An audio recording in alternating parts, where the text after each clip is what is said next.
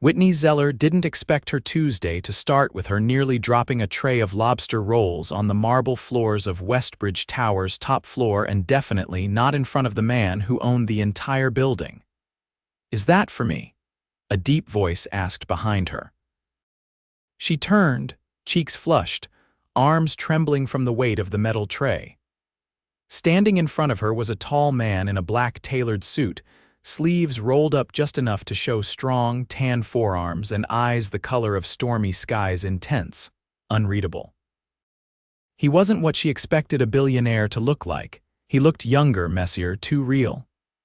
Yeah, lobster rolls, truffle fries, and sparkling elderflower water," she stammered, trying not to stare at the way his shirt stretched across his chest. He raised an eyebrow. "You're not from the usual catering service." "No, I'm just helping out my aunt today. She runs Zella's Deli on 9th. Her delivery guy quit, so—" She shrugged, lifting the tray higher. "Here I am." He took the tray from her hands like it weighed nothing and placed it on a sleek glass table near the floor-to-ceiling windows. The view behind him was ridiculous Manhattan spread out like a snow globe, skyscrapers gleaming under the morning sun. "I'm Zane Wexler," he said, sticking out his hand. Whitney blinked. "Wait, you're the Zane Wexler?" He gave a short nod. "That's what my driver says too. You, Whitney Zellar." She shook his hand, trying not to let her palm linger too long against his. "Anyway, I should go. I've got 2 more stops before lunch hour ends." "Wait," Zane said, walking toward his desk. "How much do I owe you?" She bit her lip. "It's already paid. My aunt says your assistant settles the bill weekly." He leaned against his desk. "Then let me tip you." "You climbed 38 floors with lunch. There's an elevator," she chuckled. "Still," he said, pulling open a drawer. Instead of cash, he brought out a small white box and handed it to her. "What's this? Open it." Inside was a gold keychain shaped like a sandwich. Her deli's logo was engraved on it. "I had it made last week.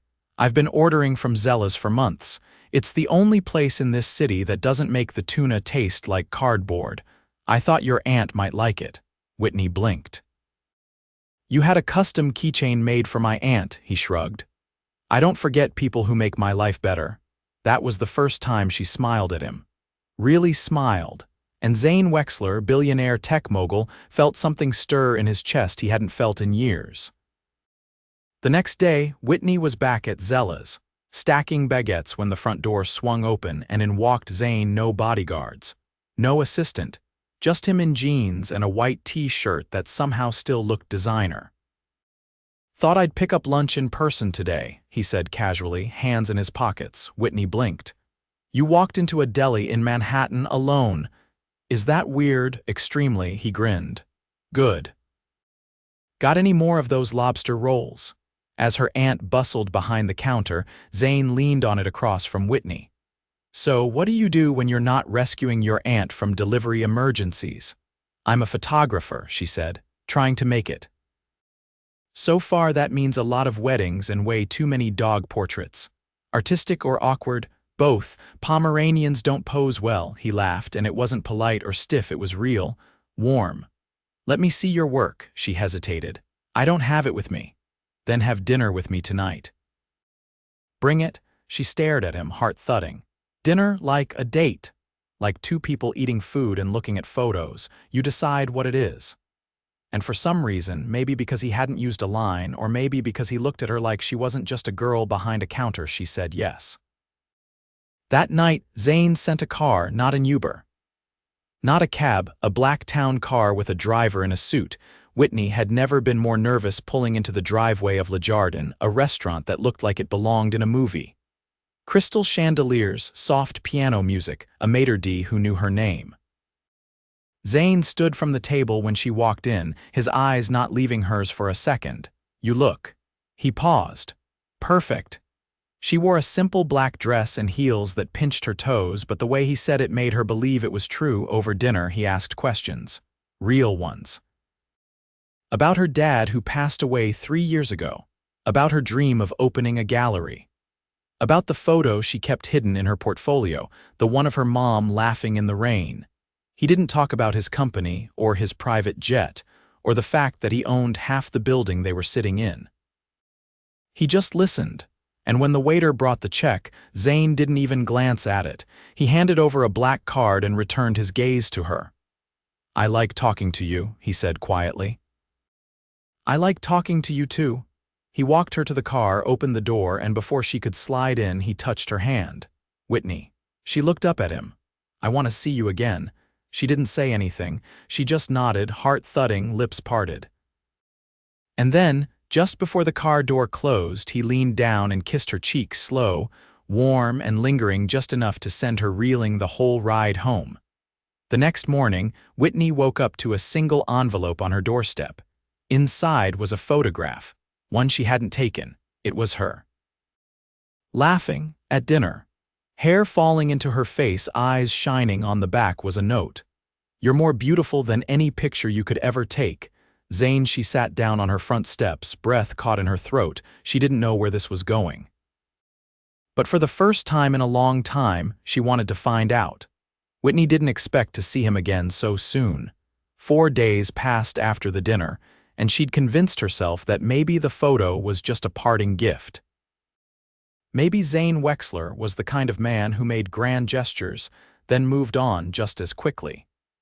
Maybe she'd imagined the way his eyes lingered on her lips when he said goodbye. But then he walked into Zella's again, this time just before closing, with his sleeves rolled down and the first signs of rain darkening his shoulders. "You're soaked," she said, startled.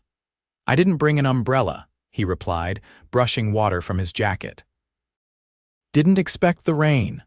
Her aunt had already left for the day, and the shop was quiet except for the hum of the refrigerator and the faint jazz playing from the back kitchen. Whitney stepped aside as he approached the counter.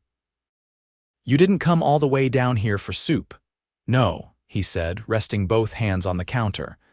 "I came to ask if you'll come with me to a gallery opening tomorrow night." She blinked. "A gallery? One of my developers is married to a sculptor. She's been working on a series about memory and absence. I thought of you."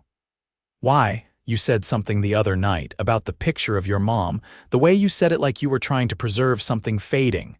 Whitney looked down, unsure how to respond. "You don't have to say yes," he added. "But if you do, I'll make sure there's decent wine and a quiet corner in case the art gets too loud." She bit the inside of her cheek. "I don't exactly have anything to wear to an art show full of billionaires." Zane reached into his coat pocket and pulled out a small white card. "Take this, it's an appointment. Tomorrow noon, Madison and Fifth, they'll take care of everything." Whitney stared at the card. "You're buying me a dress. I'm arranging for you to choose one. That's different. I don't need favors." "I know, that's why it's not a favor, it's a date." She took the card slowly. "You're very persuasive, I'm patient," he said.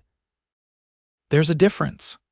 The next day, she stepped into a boutique where the walls were white velvet and soft French music drifted through the air like a secret. A woman named Simone greeted her with a tablet in one hand and a glass of sparkling water in the other. "Mr. Wexler said to give you anything you liked," she said with a warm smile. "And not to let you leave until you felt beautiful." Whitney turned slowly in front of a full-length mirror, the hem of a deep navy gown catching the light in a way that made her skin look like porcelain. The fabric fit like it had been made for her, draped but structured, elegant without being loud. She'd never worn anything like it before. And when she arrived that night, stepping out of the same black town car as before, Zane was already waiting at the entrance of the gallery. He looked at her for a long moment before saying anything. "You wear that dress like it was waiting for you," he said finally. She laughed softly. "You're full of lines tonight. They're not lines if I mean them." Inside, the gallery buzzed with the usual mix of socialites, artists, and men who spoke too loudly about things they didn't understand. But Whitney only noticed the way Zane stayed close, not possessively, but like he was tethered to her by choice. They paused in front of a sculpture carved from ash wood and glass, a delicate figure of a woman holding a frame with no photo inside. "It reminds me of my dad," Whitney said quietly. Zane glanced at her. "Tell me about him." She hesitated. He used to fix things, radios, coffee makers, even watches. He said the world was too quick to throw things away. He taught me to look closer before giving up. Zane didn't say anything. He just reached out and gently touched the inside of her wrist, like he understood something without needing to explain it. Later, on the terrace, she asked, "Why me?" His brow furrowed slightly. "What do you mean? You could be with anyone. Why are you here with someone who spends half her time elbow-deep in sandwich meat?" Zane leaned against the railing, the city lights flickering behind him. "Because you don't try to impress me. Because you ask questions and actually listen to the answers. Because when you talk about your dreams, they're not about climbing, they're about creating. And because when I'm with you, I remember who I was before the boardrooms and the quarterly reports." Whitney looked down at the flute of champagne in her hand, her voice barely above a whisper. "I don't know what to do with all of this."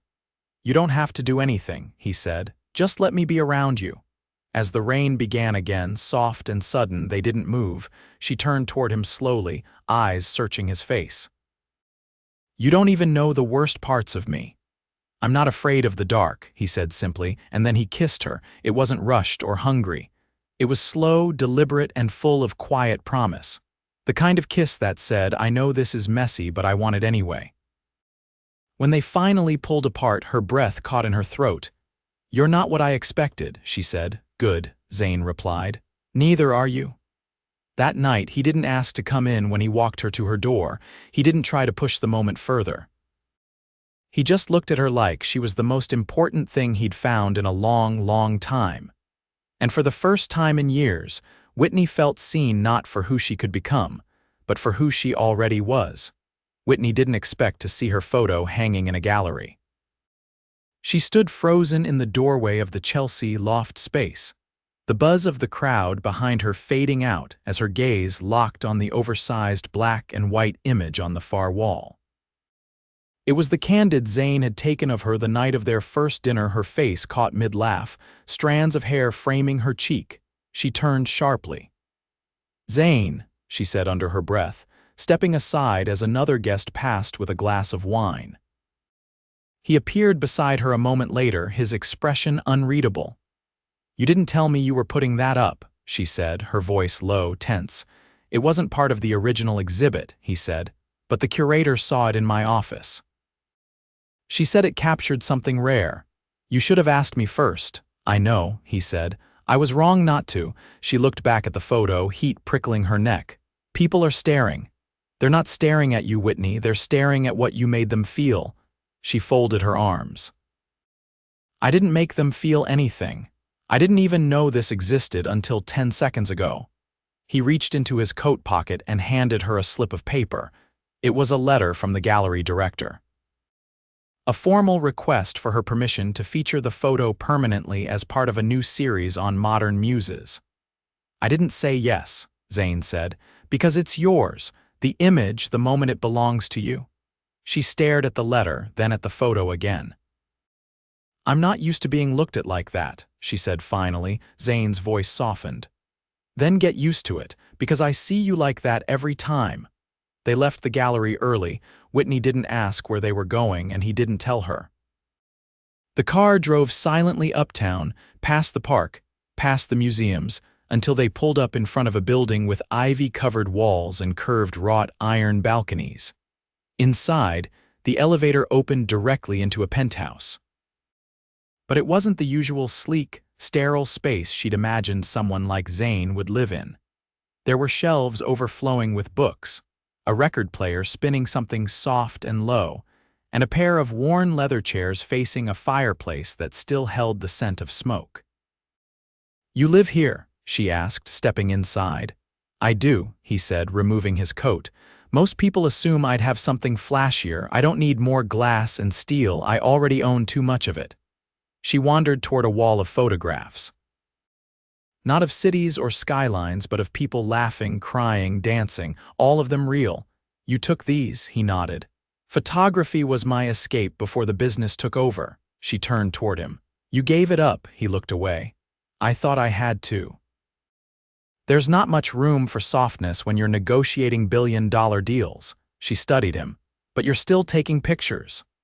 Only one recently, he said, meeting her eyes. You, Whitney felt her breath catch, but she didn't let it show. Why me? Because when I look at you through a lens, I remember who I was before I forgot how to feel. They stood quietly for a moment, the air between them charged. Then she walked toward the fireplace and picked up a photo in a silver frame. A boy, maybe 10 years old, standing beside a man with the same eyes as Zane. Your father? She asked.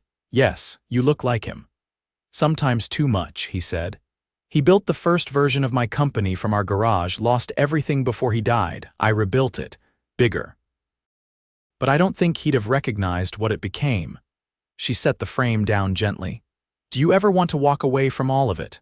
Every day, he said, but I don't know who I'd be without it. Whitney leaned against the mantel. Maybe that's why we find each other. You're afraid of losing what you've built, and I'm still afraid to build anything at all. Zane stepped closer, the firelight casting long shadows across his face. Then maybe we build something together. She didn't answer. Not with words. Instead, she reached up and kissed him first. It wasn't careful, wasn't measured. It was electric, honest, and raw. His hands found her waist, hers tangled in his hair, and for a moment the world outside disappeared. When they pulled apart, both of them breathless, he leaned his forehead against hers. I've never brought anyone here before, he said. Not once. Whitney traced the line of his jaw with her thumb. Why me? Because you're not impressed by the tower, you make me want to come back down to earth. They didn't sleep together that night. Instead, they sat on the floor in front of the fireplace, sharing a bottle of wine and trading stories, the kind you only tell when you're too tired to pretend and too comfortable to care. She told him about the time she almost moved to Chicago on a whim. He told her about the year he lived in a hostel in Berlin, trying to forget a woman who didn't wait for him. When she finally curled up on the couch just before dawn, he covered her with a blanket and sat beside her, watching her sleep. For the first time in years, Zane Wexler didn't feel like a man trying to outrun his own shadow. And Whitney, even in her sleep, looked like someone who belonged exactly where she was. Whitney stood at the back of the auditorium, fingers curled around the strap of her camera bag, trying to ignore the chaos on stage as a last-minute lighting test flickered across the backdrop. The benefit Gala Zane had invited her to was less a party and more a full-scale production models, musicians, even a string quartet rehearsing under golden chandeliers. It wasn't her world, and every time someone walked past her in a gown that looked like it cost more than her entire apartment's rent, she felt it. You came, Zane said, stepping beside her without warning. She glanced at him. You said it was important. He studied her face. You don't have to prove anything by being here. I'm not trying to prove anything, she said. I just wanted to see what your world looks like when it's all lit up. He hesitated. It's not mine, not really. This is for the cameras. For the board? Then why invite me? Because I didn't want to stand in a room full of noise and feel like I was the only one still listening. Whitney looked toward the stage, where a young girl in a wheelchair was being helped into position by a smiling staffer. Who is she? Zane followed her gaze. Her name's Celia. She's one of the kids from the literacy program we're funding tonight. She read her first book last year, now she wants to write one. Whitney's expression softened. You never told me you did this sort of thing. I don't do it for attention. You're not exactly hiding it now, he glanced at her. Maybe I just wanted you to see that I'm not all sharp corners and stock prices. Whitney stepped away from the wall. You never were. The night unfolded in layers, speeches, performances, and a quiet dinner on the mezzanine where Zane leaned in and whispered names and stories about the guests like they were characters in a play. Whitney hadn't laughed that much in weeks. But just as the final toast was being raised, Zane's phone buzzed. He didn't look at it right away. Only after the applause faded did he check the screen, his jaw tightening. What is it? Whitney asked. He exhaled through his nose, eyes still on the message. One of the board members sold an internal report. It leaked to the press. They're claiming I manipulated the last quarter's projections. Her brow furrowed. Is it true? No, but it doesn't matter. Perception travels faster than facts. I need to get ahead of it. She reached for his hand. What can I do? He looked at her like he wanted to say something heavy and vulnerable, but instead he stood. I have to go. Whitney rose with him. Zane, he turned back. Stay, please, enjoy the rest of the night. And then he was gone. 3 days passed with no word. She didn't call. Part of her wanted to achingly, but she remembered the way he walked out without letting her in. Always on the edge of the next emergency, the next storm. And for the first time, she began to wonder whether there was room for her in a life like that. She threw herself into work, photographing a newborn shoot in Brooklyn, then a food catalog for a local bakery. But nothing filled the strange, quiet ache. Then, on the 4th night, she stepped into her apartment and found an envelope waiting on the floor. No return address. Her name handwritten in deep blue ink. Inside was a single plane ticket, Paris. One way, first class, and a note, if you're willing to leap, I'll be there when you land. She stared at it, heart racing. There was no explanation, no itinerary, just a date tomorrow and a time. Whitney paced the room, the ticket trembling in her hand. It was insane, it was reckless, but it was him. The next morning, she packed a small bag, locked up the apartment, and took a cab to JFK. She didn't know if it was the right choice. But when she stepped into the private terminal and saw Zane standing there, no suit, no phone, just a passport in one hand and a bouquet of tulips in the other, she didn't care. You came, he said softly. She walked toward him. What is this? I needed to get out before the walls closed in. And I didn't want to leave you behind. You could have called. I didn't want to ask. I wanted you to choose. Whitney looked down at the flowers, tulips, her favorite. She'd mentioned it once in passing while they were walking past a flower stand in the village. You remembered, she whispered. I remember everything about you. They boarded the plane together.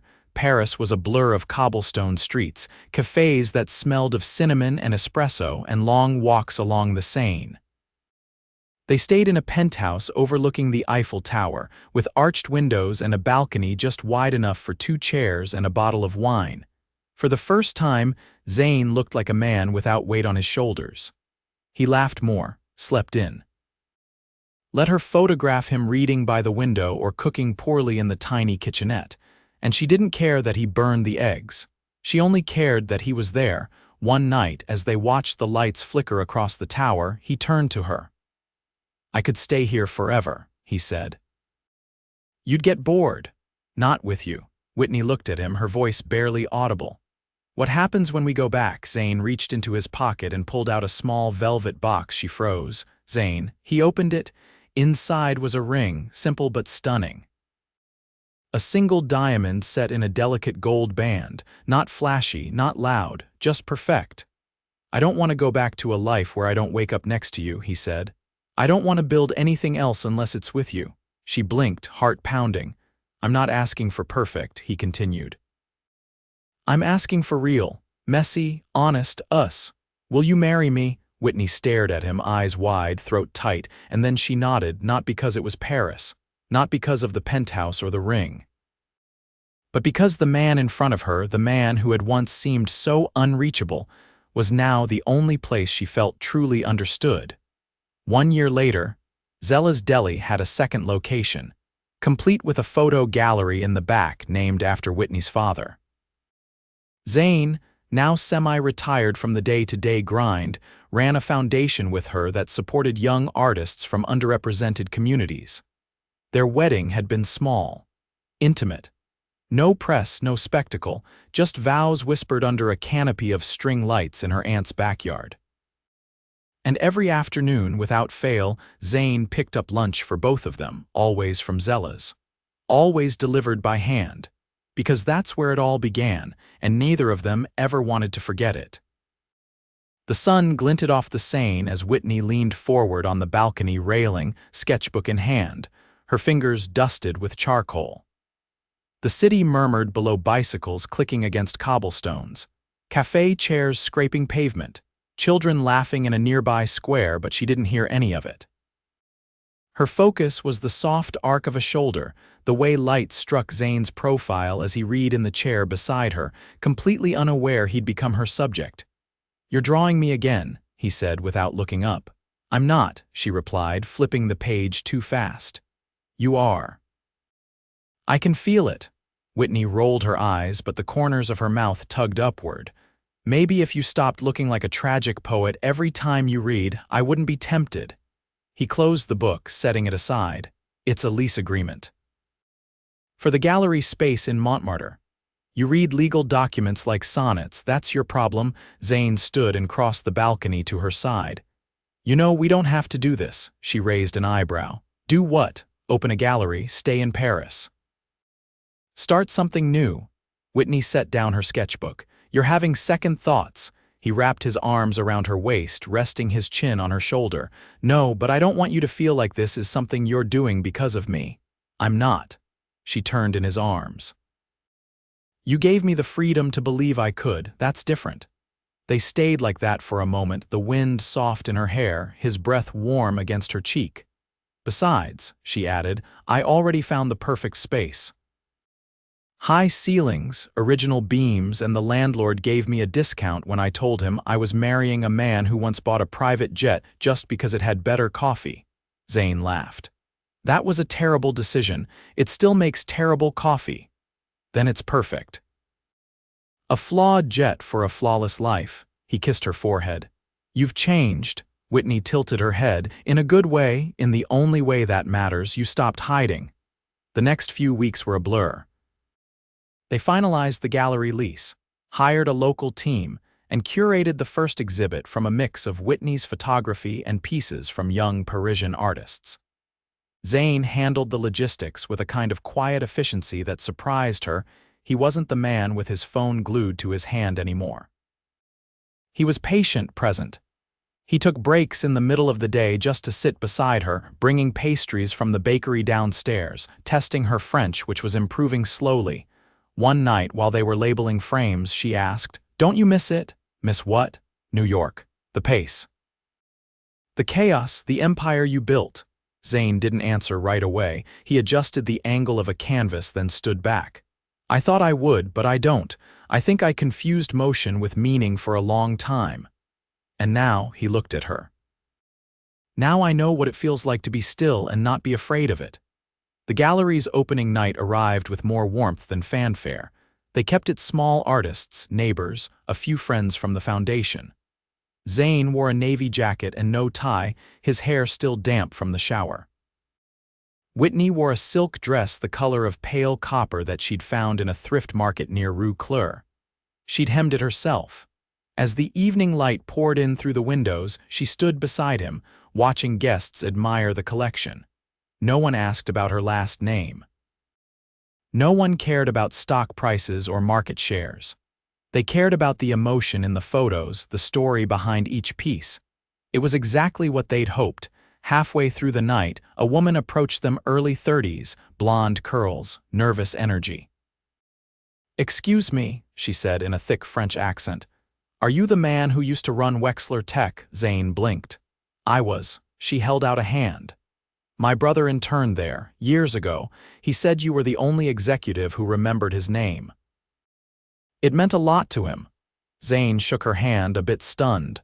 "I'm glad to see you here," she added. "Doing something good." After she left, Whitney leaned in. "You sure you don't miss it?" Zane turned to her.